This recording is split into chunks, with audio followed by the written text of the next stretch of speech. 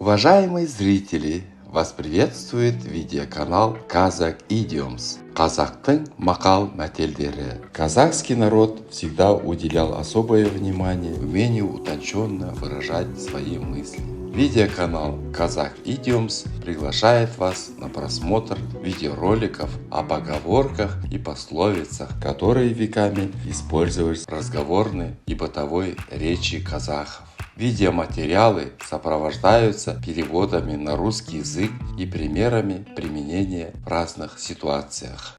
Представляем вашему вниманию следующую казахскую поговорку. Сасқан үйрек артпен де жүзеді, алдымен де жүзеді. Дословный перевод на русском звучит так. Утка, попавшая в неловкое положение, поплывет и назад, и вперед. Как вы, наверное, догадались, эта поговорка не о пернатых, а о людях, которые, попав в неловкое положение, пытаются всеми способами найти выход из сложной ситуации. Приведем пример, как она может применяться в повседневной жизни. Группе студентов неожиданно сообщили, что на занятии будут вопросы по теме, которую они должны были изучить самостоятельно. Одна из студенток не подготовилась должным образом, но она постаралась ответить на вопросы, использовав все свои познания в этой области. В итоге, после занятия, она может сказать про себя «Сасқан үйрек артпен де жүзеді, алдымен де жүзеді», которое означает, что она немедленно